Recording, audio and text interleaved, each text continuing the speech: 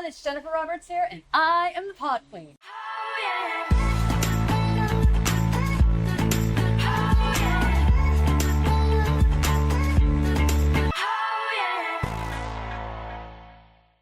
And I have a friend. Yay! What's my friend's name? I'm the friend. I'm Laura. Laura. You can say your name in Portuguese. That's really good. I know, Laura Souguellis. I can't say her name very well. I call her Laura Souguellis. That's how they call me. Yeah. Hey, I love it. You do? Yeah, I already have an international name like Laura. It's Yeah. already international, so I gotta give you a hard time, at least with my last name. Yes, that's true. That has no nationality. It to be doesn't? honest. No, it doesn't. It's supposed to be Italian, but then it came. So the grandparents came to Brazil and they heard it and spelled it. So there's no Souguellis anywhere apart from my family. So it's So okay you're for you unique. not to say it. I'm unique. That's perfect. Good. So I love your shirt, by the way. Oh, thank We you. got bananas here, people. I came prepared. Uh-huh.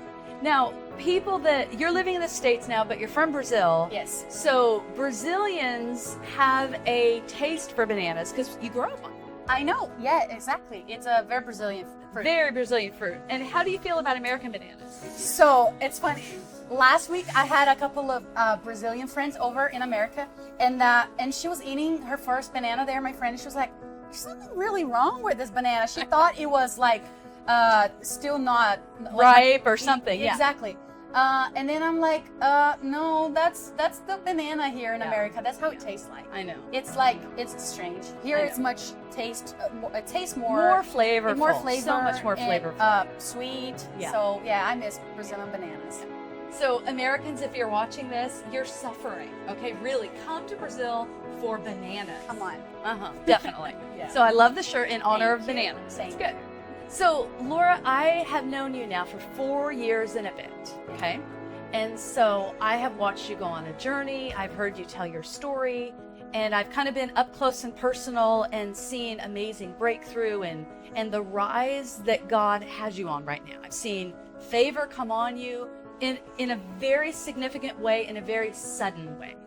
And one thing I love about you is you've maintained your essence. You have a root system. You haven't been thrown off by the praise of man. You've been able to go steady.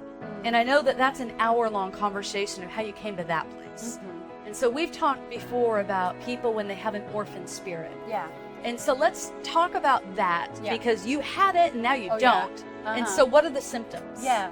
Oh yeah, the Lord really had to do a work in my heart and confronting that in a good way, just like showing me my own orphan spirit before anything could happen. Yeah.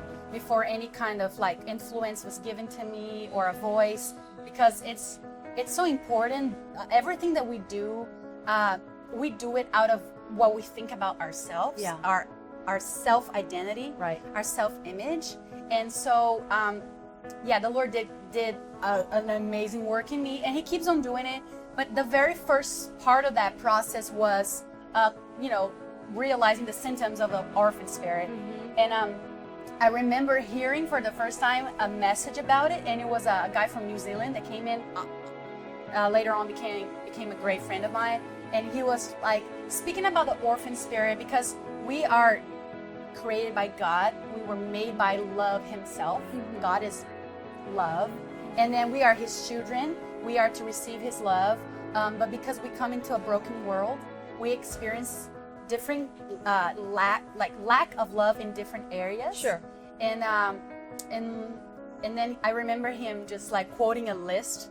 Like he spoke on the orphan spirit, Right. and then the love of God, and how Yeah. we're supposed to receive that love and get transformed by it. And then he did an altar call, and he's like, so I'm just gonna name and feel the symptoms, Right. and if you identify with any of them, just come forward. We're gonna pray for you to encounter God's love. And he's like, he mentioned insecurity, inferiority. And then you compare yourself, so comparison, and then you start competing. Manipulation, you start to manipulate things because you're so insecure. Bitterness, you're just bitter towards people. And I remember one that really impacted me. I didn't realize I had it, but I had it badly, which was inability to show vulnerability, because you feel so hurt. Yeah. One time Scary. after the other, you Yeah. just become this person that's just doesn't show or have this wall. And my original frame, my original design, who the Lord made me, was so not that person. Yeah. So I became this other person. Right. So these are the symptoms, and I was like, oh my goodness, I'm all of them. All of them. All of them. I was all of Yeah. them. So, okay, so let's just break it down for people that are literalists and they're going, orphan spirit, what? Yeah. That's something that comes on you? Yeah. It's referring to a mentality. It's a belief system that you have inside that causes you to act out in a specific way. Yeah. And so the things that you listed, that's kind of intense. Yeah. So just, I mean, in closing, what did you do and how did you get break free? Was it in a moment? Was it a choice by choice, a journey? Like, tell us. Yeah, the orphan spirit is like literally you feel like an orphan because you have a lack of parenting, a lack of a healthy father and a healthy mother.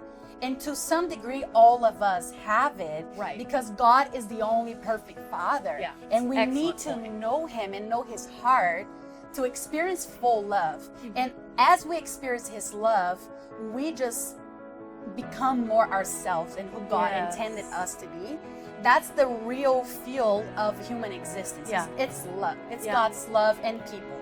And so So first is recognizing it. recognizing it and just be real with yourself. I was very real with myself. I was like, okay, I have all of it. So you got to get real, not be afraid to be real, because we often just like want to keep it all together and like be strong, get sure ourselves strong, especially in our Latin culture. We just want to like smile and everything's all right, but it's not. Yeah. So you have to be real. And I remember responding to that altar call and really believing for an encounter with God's love. Yeah. Exposing my heart to God's love. And I remember he really came on me with such love. And I remember forgiving some people that had hurt me. So that's Key, isn't it? it's very key. It's very important for you to forgive, because once you receive God's love, and it's like no one's perfect. They did me wrong, but I make mistakes with people as well, you know, kind of thing.